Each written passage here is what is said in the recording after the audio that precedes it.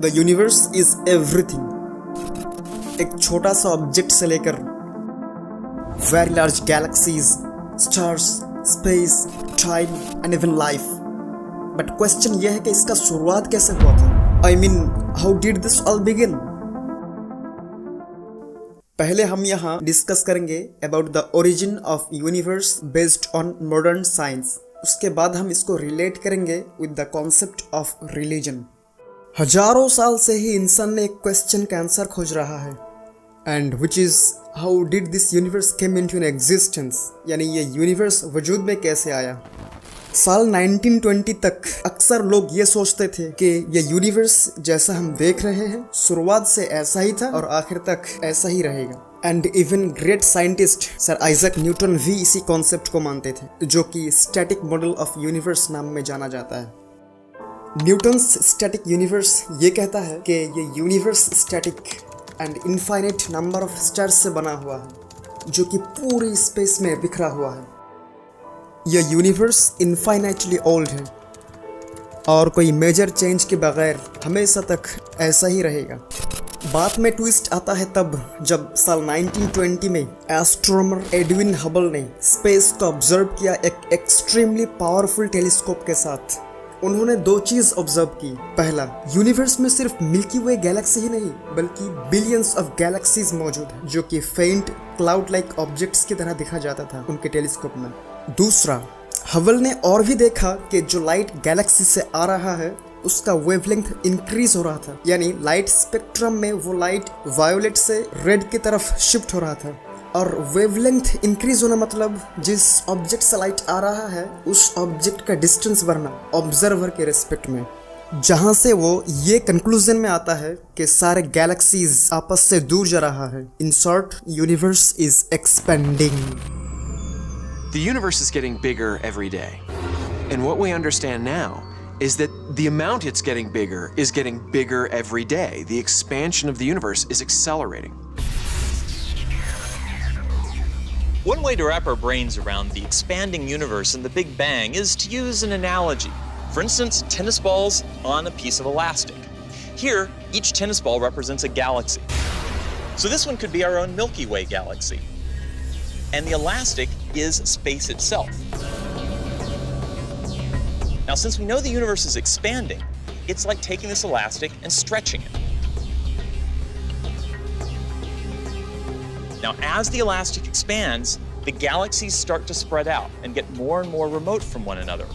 कुछ ही साल बाद बेल्जियम के एस्ट्रोनॉमर्स जॉर्ज लेमेट्रे हबल के इस अमेजिंग डिस्कवरीज को यूज करके एस्ट्रोनॉमी का एक बहुत बड़ा क्वेश्चन का आंसर दिया। वो ये कि ये यूनिवर्स कैसे वजूद में आया। उन्होंने लॉजिक लगाया कि अगर all the objects of the universe आपस से दूर जा रहा है, अगर हम टाइम के पीछे जाए तो हमें ऐसा एक पॉइंट मिलेगा जहां से ये सब शुरुआत हुआ था। That means billions of years पहले एक सिंगल पॉइंट में यूनिवर्स का सब कुछ पैक्ड था, जो कि approximately infinite density and zero volume के साथ, और एक बिग एक्सप्लोजन के थ्रू ये यूनिवर्स वजूद में आया।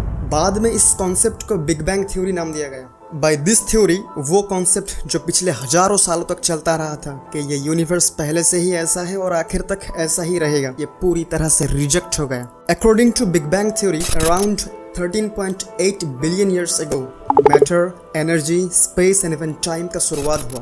बाद में एक लंबे समय तक ये यूनिवर्स गैसियस क्लाउड की फॉर्म में, एंड इसी गैसियस क्लाउड से ही सारे stars, planets and other interstellar objects का फॉर्म हुआ। And this is the brief history of the origin of our universe. अगर हम इस इंफॉर्मेशन को सीक्वेंस में अरेंज करें तो ऐसा होगा कि ये यूनिवर्स का एक शुरुआत है, ना कि हमेशा से ही ऐसा ही था। उसके बाद ये पूरा यूनिवर्स स्मोक लाइक एक गैसियस क्लाउडी जैसा था, और शुरुआत से आज तक ये यूनिवर्स एक्सपेंड कर रहा है। एंड इसी गैसियस क्लाउड से ही ऑल द इंटरस्टेलर ऑब्जेक्ट्स का फॉर्म हुआ।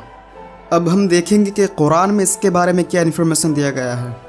सूरा बकरा के 117 नंबर आयत में कहा गया है, वही आसमानों और जमीन का पैदा करने वाला है, और जब कोई काम करना चाहता है तो उसको इरशाद फरमा देता है कि हो जा, तो वो हो जाता है।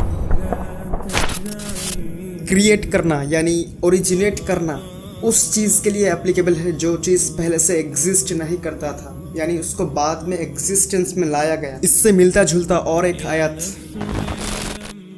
जिस दिन हम आसमान को इस तरह लपेट लेंगे जैसे खतों का तूमार लपेट लेते हैं, जिस तरह हमने कायनात को पहले पैदा किया था, जिस तरह हमने कायनात को पहले पैदा किया था उसी तरह दोबारा पैदा कर देंगे।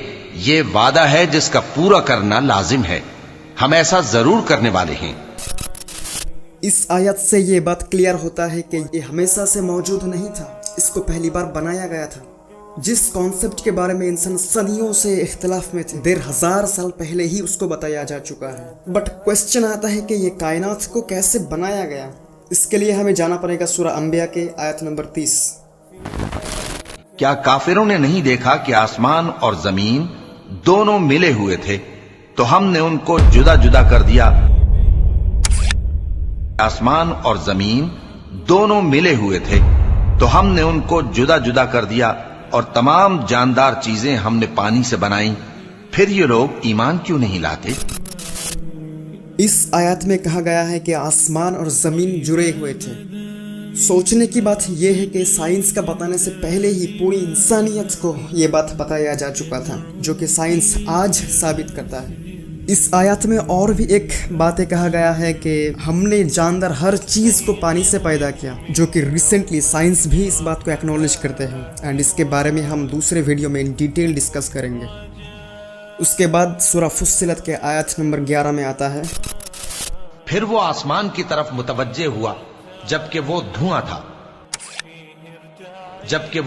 था, तो उसने उससे और जमीन से फरमाया कि दोनों आओ, खा खुशी से खा नाखुशी से। उन्होंने कहा कि हम खुशी से आते हैं। In English translation it is smoke और इन ए स्टेट ऑफ गैस। आप जरा अंदाजा लगा सकते हैं कि किसी इंसान के लिए ये बात कहना मुमकिन है क्या कि ये यूनिवर्स पहले स्मोक लाइक और गैसियस स्टेट जैसा था। यही नहीं, और आगे सुनिए, सूरह ज़ारियात में आता है कि हमने अपने कुव्वत से कायनात को बनाया है और हम ही है उसका फैलाने वाला। In English translation, I built the universe with great might and I am certainly expanding it. यहाँ अरबिक वर्ड यूज हुआ है मूसिऊन, जो डिराइव होता है मूसी वर्ड से, जिसका स्पेसिफिक मीनिंग है टू एक्सपैंड। पहले ज़माने के मुफस्सिरीन किराम वालों ने जब इस आयत का तफसीर करते थे तब वो लोग हैरान हो जाते थे। उन लोगों को समझ में नहीं आता था कि इस मूसिऊन वर्ड का तफसीर कैसे करें। बाद में जब साइंस इस बात को डिस्कवर किया तब उन लोगों को समझ में आने लगा कि मूसिऊन मीनिंग टू एक्सपैंड, और यही है इसका एक्चुअल ट्रांसलेशन। इसीलिए कहते हैं कि साइंस का डिस्कवरी जितना बढ़ेगा, इंसानियत के लिए कुरान को समझना उतना आसान होगा। सो religion is not contradicting with science. In fact, science helps to understand religion. इसीलिए one of the most great scientist Albert Einstein ने कहा था, science without religion is lame.